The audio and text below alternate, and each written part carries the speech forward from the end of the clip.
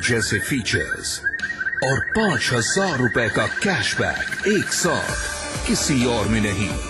महिंद्रा सेंचुरो, किसी से कम नहीं। घूम जाए तन मन घर आंगन में ही काए। राजेश मसाला अब इंटरनेशनल क्वालिटी में उपलब्ध। स्वाद दम रहो राजेश मसाला।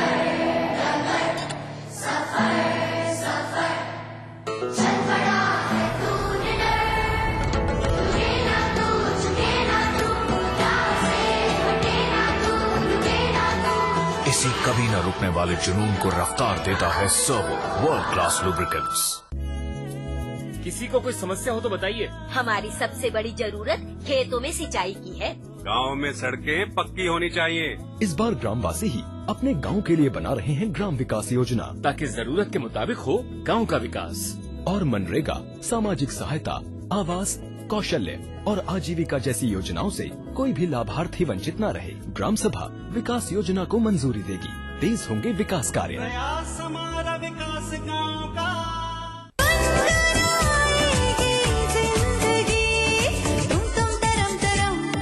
देसी घी परम, देसी घी परम। संगीत नर्म नाजुक लफ्जों से सजा।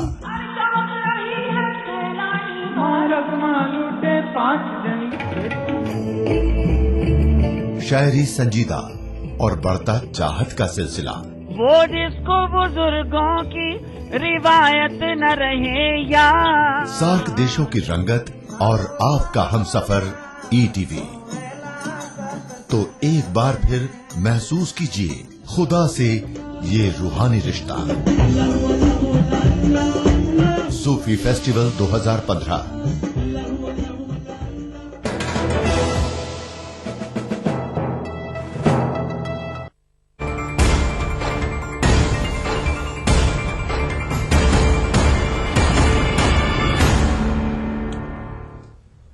केंद्र सरकार ने स्वास्थ्य महकमे के फंड में भारी कटौती की है और इसके चलते अब ऑपरेशन के लिए मरीजों को खुद कई सामान खरीदने पड़ेंगे।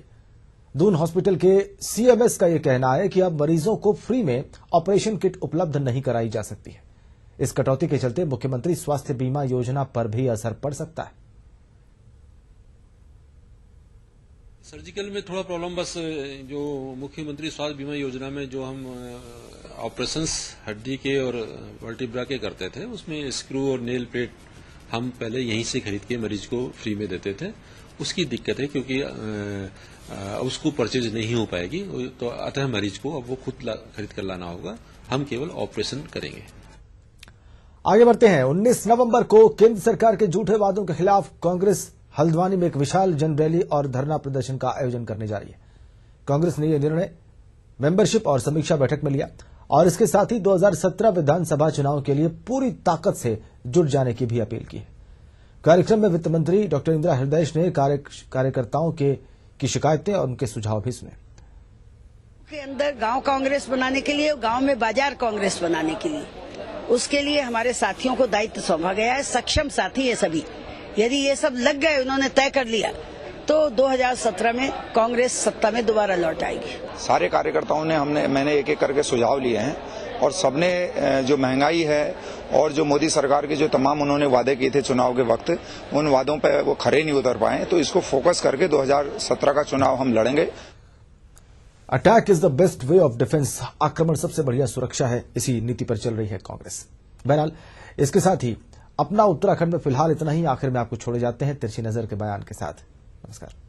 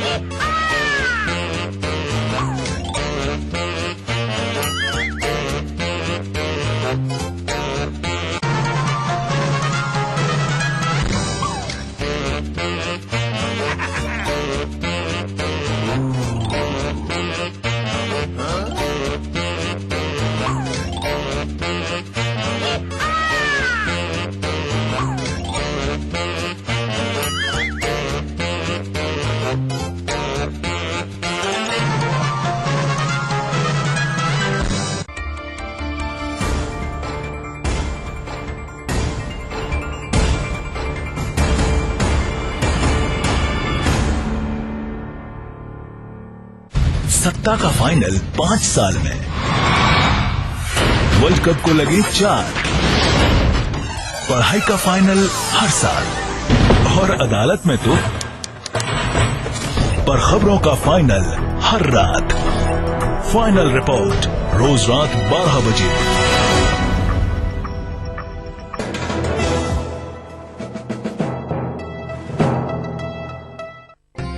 संगनी में आज करें मां चंद्र घंटा के दर्शन और जाने क्या है नवरात्रि में खास।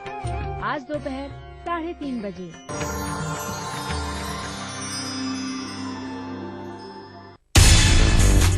सिल्वर स्क्रीन की लेटेस्ट रिलीज और लोकेशन या फैशन वीक। छोटे पर्दे की क्या है किचकिच। इस घर में आके तुम हमारे और लक्ष्य के रिश्ते को तोड़ पाओगे। कौन हुआ है तो हम मुन्नी को खुद उसके घर छोड़कर ही आएंगे। और कौन फ्लॉप। देखिए बिंदास बॉक्स शनिवार दोपहर 12:30 बजे।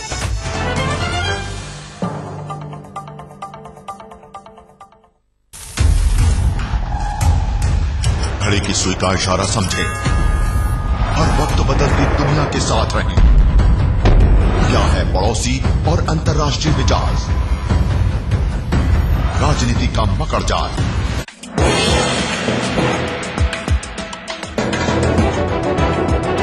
आप देख रहे हैं ईटीवी न्यूज उत्तर प्रदेश उत्तराखंड, खबर ही जीवन है।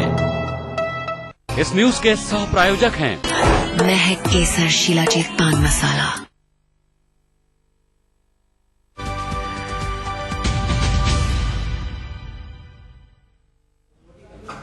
नमस्कार, सीधे न्यूज रूम से मैं आपके साथ राहुल सौमित्र हूं और आप देख रहे हैं ईटीवी न्यूज। रुक करेंगे बड़ी खबर का जो गाजीपुर से आ रही है, जहां गंगा नदी में नाव पलटने से 22 लोग डूब गए हैं। जो अब अपडेट निकल कर आ रहा है उसमें 21 लोग निकाल लिए हैं और अभी भी एक की तलाश लगातार जारी है। मोहम्मदाबाद थाना क्षेत्र के सिमरा गांव का ये पूरा मसला है, जहां गंगा नदी में गांव पलटने से 22 लोग डूबे थे।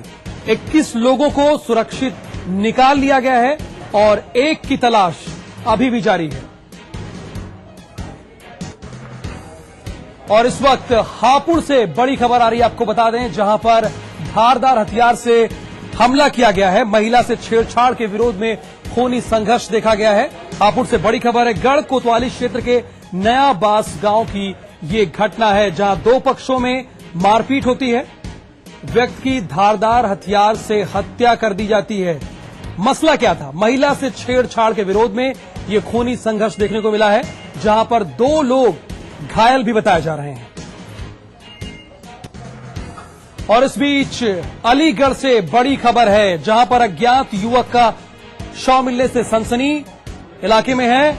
बदमाशों ने हत्या कर खेत में उसका शव फेंक दिया था। मड्राक थाना क्षेत्र का ये पूरा मामला है। और इस बीच एटा से भी बड़ी खबर है, जहां पर रीपोलिंग का कुछ लोग विरोध कर रहे हैं। आपको बता दें, पूर्व में हुई पोलिंग को ही ये लोग मानने की मांग कर रहे हैं और आज हो रही रीपोलिंग को लोगों ने विरोध किया है। चीतलपुर ब्लॉक के जंगल गांव का ये पूरा मामला है, जहां पर रीपोलिंग का विरोध किया गया है।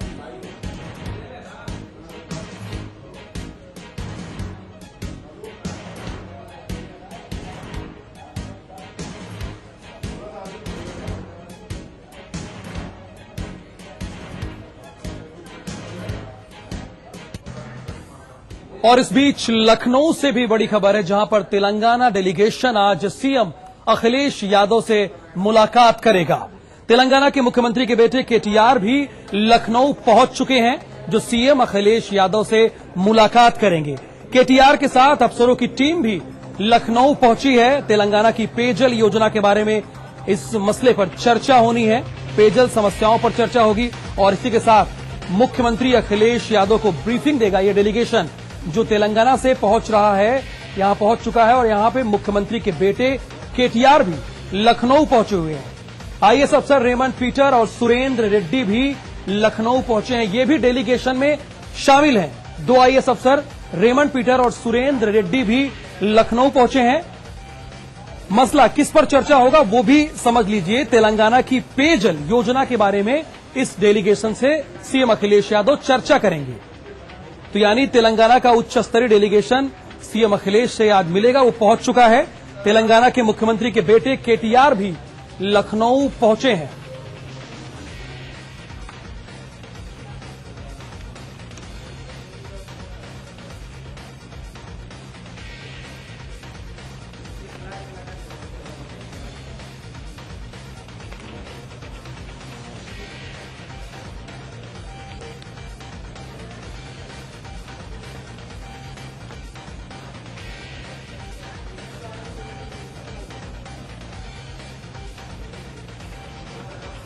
अगली बड़ी खबर भी लखनऊ से है, जहां मेदांता अस्पताल का शुभारंभ होना है। निर्माण कार्य का इस कार्यक्रम में सीएम अखिलेश यादव भी शिरकत करेंगे। सपा सुप्रीमो मुलायम सिंह यादव भी इस कार्यक्रम में पहुंचेंगे।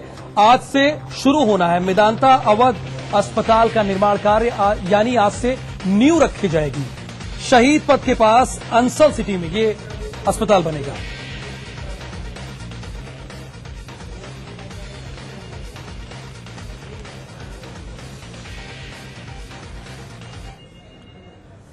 और इस बीच मैनपुरी से भी एक बड़ी खबर है, जहां पर बीडीसी प्रत्याशी को गिरफ्तार किया गया है। पुलिस ने शराब और तमंचा इस दौरान बरामद किया है। गिरफ्तार किया गया है बीडीसी प्रत्याशी को। मैनपुरी ब्लॉक के जगदीशपुर से ये प्रत्याशी थे, चुनाव लड़ रहे थे क्षेत्र पंचायत सदस्य का। इन्हें गिरफ्तार कर लिया गया है। पुलिस ने इस दौरान शराब और तमंचा भी इनके पास से बरामद किया है।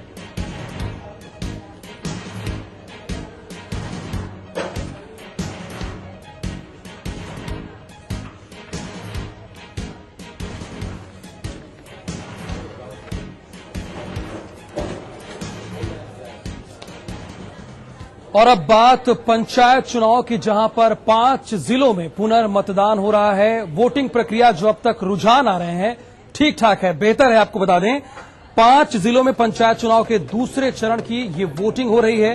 कानपुर, उन्नाव, फतेहपुर में दूसरे चरण की वोटिंग हो रही है। इसी के साथ कानपुर देहात और आगरा में भी दूसरे चरण की वोटिंग प्रक्रिया हो रही है। पंचायत चुनाव के लिए 21 बूथों पर फिर से मतदान यहां पर हो रहा है, यानी 5 जिलों में मतदान हो रहा है फिर से। ये कानपुर है, उन्नाव, फतेहपुर और इसी के साथ कानपुर देहात और आगरा में ये फिर से वोटिंग हो रही है।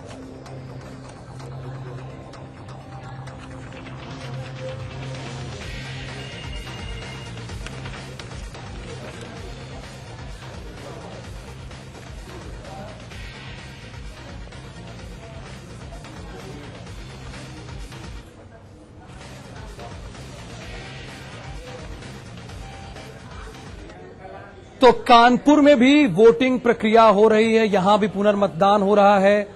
यहां पर दूसरे चरण के तहत मतदान नहीं हुआ था, यहां वोटिंग प्रक्रिया, अभी जो खबरें हैं यहां पर मतदान प्रतिशत अभी तक ठीक ठाक हो रहा है।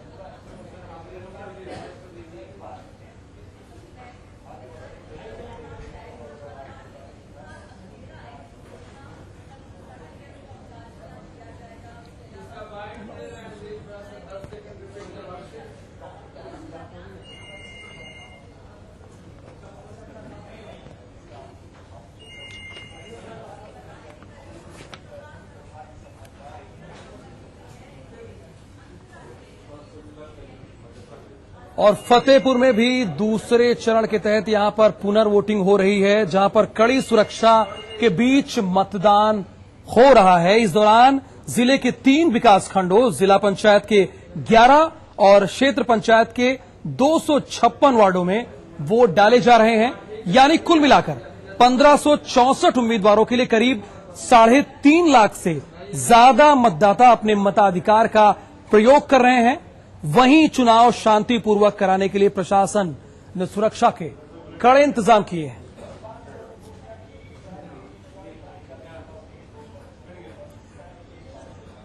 कि हर सेंटर पर 4-5 मिनट में कोई ना कोई मोबाइल आती रहेगी। आपने ये देखा होगा कि पहले चरण में निरंतर पुलिस की पेट्रोलिंग की वजह से कोई घटना नहीं होने पाई, और यही व्यवस्था हमने आज भी रखी है, जिससे कि टोटली वायलेंस फ्री और टोटली सुचारू रूप से हमारा वोट होता है। तो अगली खबर आगरा से है, जहां पर कुछ लोगों ने चुनाव का बहिष्कार किया है। उन लोगों का कहना है कि यहां पर विकास कार्य नहीं हुए हैं, जिसकी वजह से लोगों की शादियां नहीं हो पा रही है। पंचायत चुनाव का दूसरा चरण आगरा में शुरू हो चुका है। इस समय हम खड़े हैं अकोला ब्लॉक में, जहां पे हमारे साथ कुछ मतदाता हैं जिनमें आज गुस्सा है। गुस्सा इसलिए है कि इस क्षेत्र का विकास नहीं हुआ। हमारे ठीक पीछे यहाँ पर एक सड़क है, आरटीसी रोड है, उसको आपको दिखाते हैं। सबसे पहले कि ये रोड देखिए किस तरीके की गंदी है, गंदा पानी भरा हुआ है। इन दोनों डेंगू समेत तमाम बड़ी बीमारियों का प्रकोप है, बावजूद इसके ये सड़क नहीं बन पाई। इसको लेकर के यहाँ के जो मतदाता है, हालांकि वोट डालने जा रहे हैं, लेकिन तमाम बातें फिलहाल उनके अंदर चल रही हैं। हमारे साथ कुछ मतदाता हैं, इनसे हम बात करते हैं कि आखिर अगर ये विकास है तो वो क्या सोच रहे हैं वोट डालने से पहले। भाई साहब, इसको देख करके आपको क्या लग रहा है? हमें तो ये लग रहा है भाई साहब प्रतिनिधि को वोट नहीं दिया जाए। क्यों ऐसा सोच रहे हैं? ये सोच रहे हैं कि जो विकास ही नहीं हुआ क्षेत्र में तो किस लिए वोट दिया जाए, और शासन देना उनका कार्य है, तो हम देते हैं उनको। तमाम तरीके की बीमारियां हैं फैल रही हैं, डेंगू है, मलेरिया है, तमाम फैल रही है, लेकिन इलाज के लिए पैसा भी नहीं है गरीबों के लिए। और भी तमाम मतदाता उनसे बात कर लेते हैं। दादी ये बताओ, इतना ज्यादा यहाँ गंदगी है, गंदगी बहुत है, शादी ब्याह बच्चों को हो पाते हैं? नहीं हो पाते। क्या लोग कहते हैं, क्या देखते हैं आकर के? कुछ नहीं, इंतजार देख के नहीं।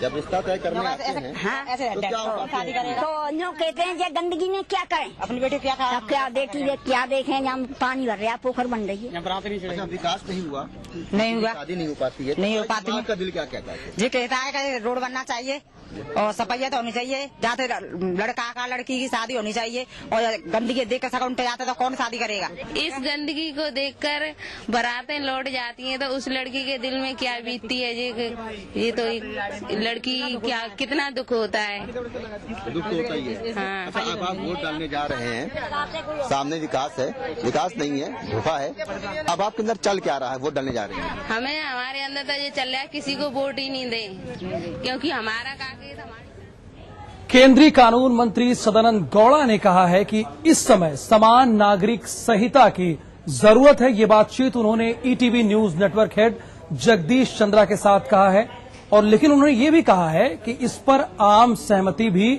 जरूरी है, क्योंकि ये बेहद संवेदनशील मुद्दा है। ये रिपोर्ट देखिए।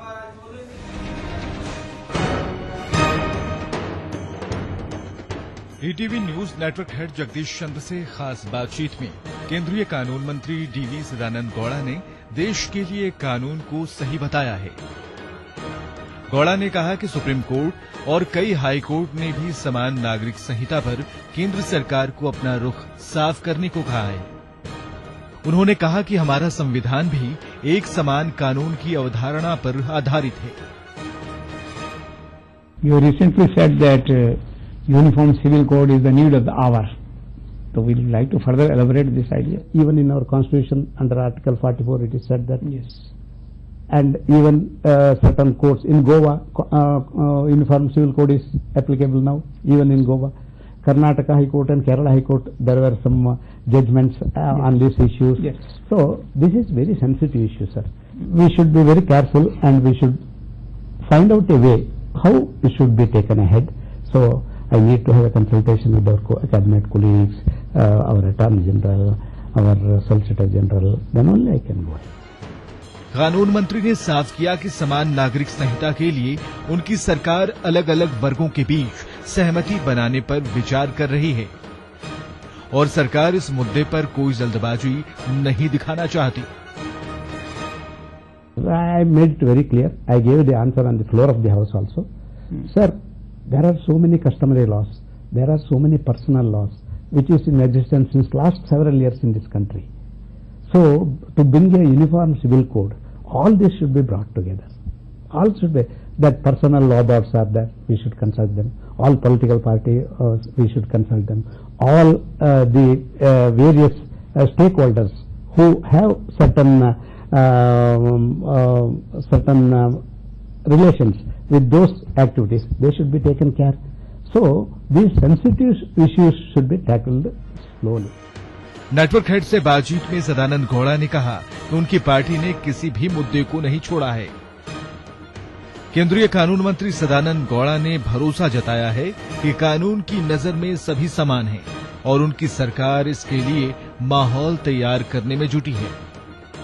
साथ ही नेटवर्क हेड जगदीश चंद्र के बेबाक सवालों की तारीफ भी की। How was the interview? Sir, it was a fantastic interview. Since last 25 years, I might have faced not less than 100, more than 100 interviews. But to the subject, to the point, only in relations to the present existing situations. And you never cross-examined me. Rather than you examined me in chief. That means only the realities have been brought out by you. It's a wonderful interview. Really, I congratulate you, sir. Network head Jagdish Chandra से खास बातचीत में कई और अहम पहलुओं का खुलासा किया कानून मंत्री ने। Bureau report, ETV news. ये पूरा इंटरव्यू आप शनिवार को रात 8:30 बजे देख सकते हैं। इन सबके बीच रुकेंगे यहां छोटे से ब्रेक के लिए, और ब्रेक के बाद आपको दिखाएंगे डॉक्टर कलाम से जुड़ी कुछ बातें।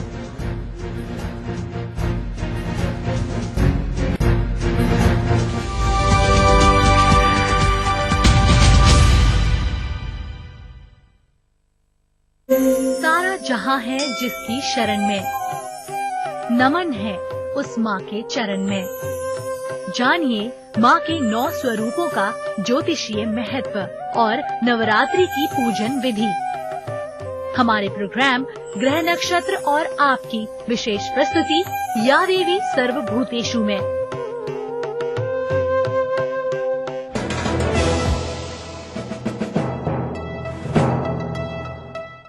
Life comes just once and is meant to be lived big. It's time you live the king-style luxury. Lucknow, the city of Nawabs, welcomes you at your palace. The Palace by Omax.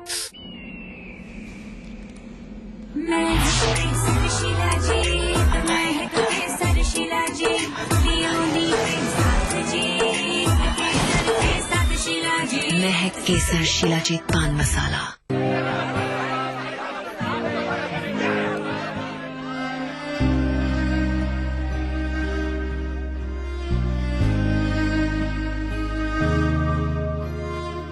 क्या बात है Rashid, first division में post graduation करने के बाद भी तुम उदास हो?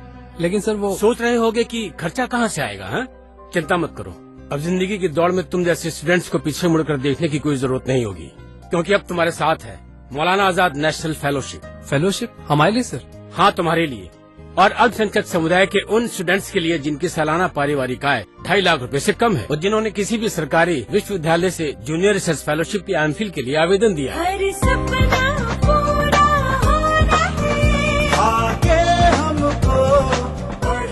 अधिक जानकारी के लिए लॉग इन करें www.minorityAffairs.gov.in पर या कॉल करें टोल फ्री नंबर 1800112001 पर। सबका साथ, सबका विकास।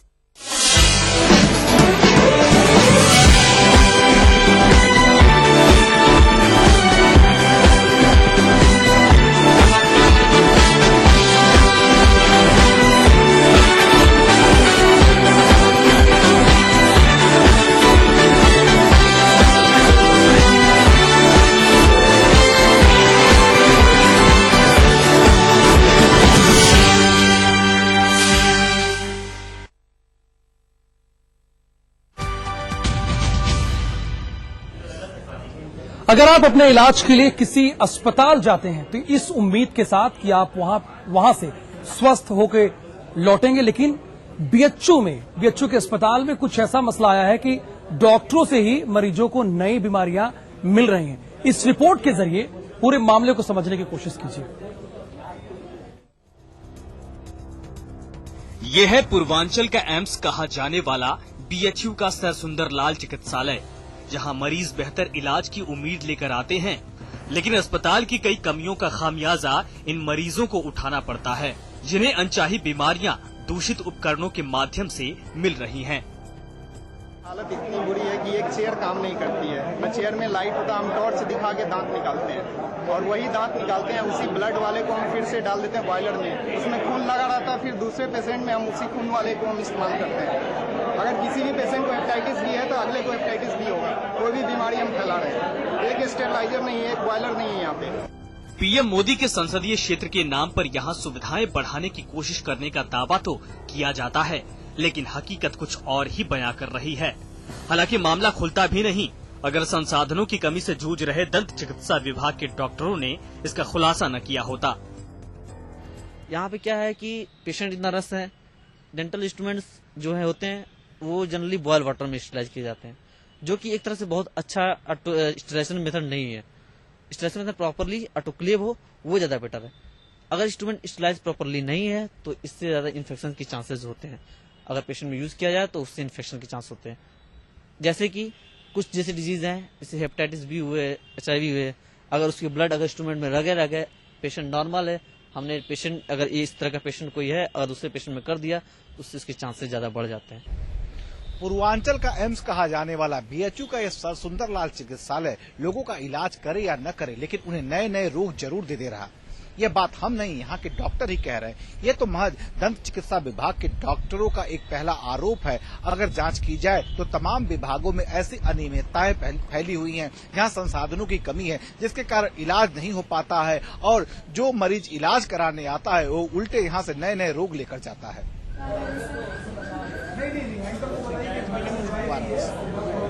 आज ही के दिन जन्मा था देश का वो लाल जिसने समाज, विज्ञान और अंतरिक्ष विज्ञान को बहुत कुछ दिया। आज विद्यार्थी दिवस है और हम याद कर रहे हैं डॉक्टर APJ अब्दुल कलाम को।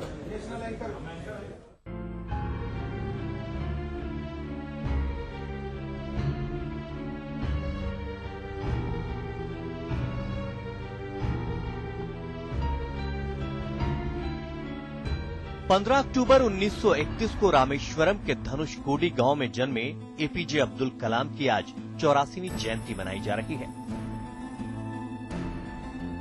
देश में मिसाइल प्रणाली के जनक और पूर्व राष्ट्रपति डॉक्टर कलाम आज हमारे बीच भले ही नहीं है, लेकिन उनकी बातें, उनके विचार सभी के जहन में जिंदा है। कलाम साहब का ये कहना कि सपना वो नहीं जो आप नींद में देखते हैं, ये तो एक ऐसी चीज है जो आपको नींद ही नहीं आने देती, आज भी हमारी जुबान पर है। बच्चों, नौजवानों से लेकर देश के आम आदमी के दिलो दिमाग में इज्जत पाने वाले कलाम का जीवन उन तमाम पीढ़ियों के लिए प्रेरणादायी है जो मेहनत के बल पर अपने भाग्य की रचना करने की क्षमता रखते हैं। भारतीय गणतंत्र के 11वें राष्ट्रपति कलाम को पद्म भूषण, पद्म विभूषण के साथ देश के सर्वोच्च नागरिक सम्मान भारत रत्न से सम्मानित किया गया। 1962 में भारतीय अंतरिक्ष अनुसंधान संगठन इसरो से जुड़ने के बाद उन्होंने विभिन्न पदों पर कार्य किया और आम आदमी से लेकर सेना की जरूरतों को ध्यान में रखते हुए कई बेहद अहम परियोजनाएं शुरू की। कलाम ने भारत को रक्षा क्षेत्र में आत्मनिर्भर बनाने के लिए डॉक्टर VS अरुणाचलम के मार्गदर्शन में एकीकृत निर्देशित मिसाइल विकास कार्यक्रम की शुरुआत की और त्रिशूल, पृथ्वी, आकाश, नाग, अग्नि और ब्रह्मोस मिसाइलों का विकास किया।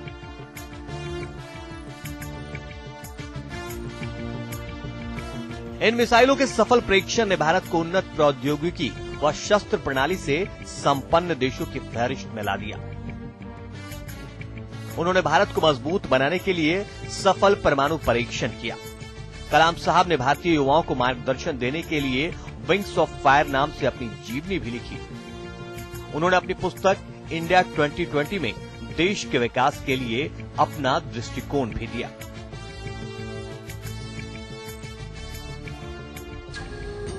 आज पूरा देश नम आंखों से मिसाइल मैन अब्दुल कलाम को याद कर रहा है।